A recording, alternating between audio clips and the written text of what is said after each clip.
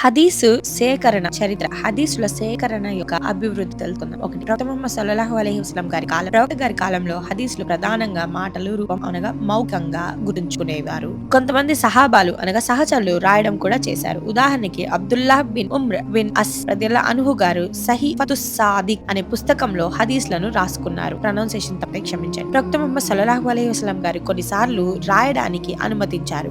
ఎందుకంటే ఆయన మాటలు సరిగ్గా గుర్తుంచుకోవడం ముఖ్యం. 2, ఖలీఫాలు కాలం. అబూ బకర్, ఉమర్, ఉస్మాన్, అలీ రదియల్లాహు అన్హు గారులు ఈ కాలంలో హదీస్లను వక్తల ద్వారా మాత్రమే ప్రచారం అయ్యేవి. ఖలీఫాలు హదీస్లు చెబుతున్నప్పుడు ప్రమాణాలు అనగా ఎవిడెన్స్ అడిగేవారు. తప్పుగా చెప్పబడకుండా జాగ్రత్త పడేవారు. ఆ కాలంలోని హదీస్లకు సనద్ అనగా వక్తల గొలుసు అనే భావన మొదలైంది. 3, సహాబా మరియు తాబయీన్ కాలం. కంపెనన్స్ అండ్ ఫాలోవర్స్ పీరియడ్. ప్రవక్త ముహమ్మద్ సల్లల్లాహు అలైహి వసల్లం గారు హదీస్లను తమ శిష్యులకు అనగా తాబయీన్ నేర్పారు. ఈ దశలో చాలా మంది పండితులు వివిధ నగరాలకు వెళ్లి హదీస్లను సేకరించారు. ఉదాహరణకి మదీనా, బస్రా, కుఫా, షామ్, మకా మొదలైన నగరాలు హదీసు విద్యా కేంద్రాలుగా మారాయి. 4, హదీసు రచన అధికారంగా ప్రారంభమైన కాలం 2వ శతాబ్దం హిజ్రీ, 8వ శతాబ్దం సిఈ.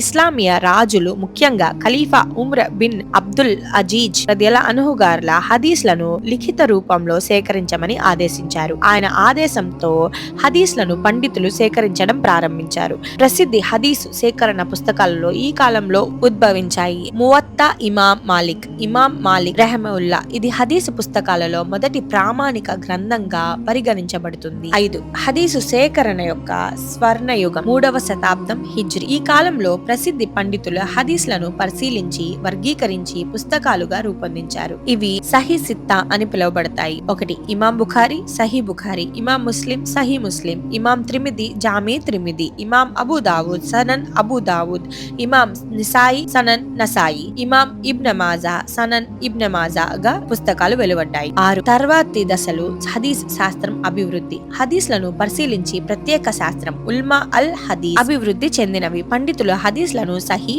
హసన్, జయీఫ్, మావూజ్ అని వర్గీకరించారు. ప్రతి హదీస్ కు వ్యక్తుల జీవిత చరిత్ర బయోగ్రఫీని కూడా లిఖించారు. దీనిని ఇల్మ్ అల్ రిజాల్ అని అంటారు. షార్ట్ కట్ లో హదీస్ల సేకరణ అనేది ఒక మహత్తరమైన శతాబ్దాల పాటు సాగిన క్రమబద్ధమైన శాస్త్రీయ ప్రక్రియ. ప్రవక్త ముహమ్మద్ సల్లల్లాహు అలైహి వసల్లం గారి మాటలు యథార్థంగా నిలవడానికి వేలాది పండితులు తమ జీవితాన్ని అంకితం చేశారు.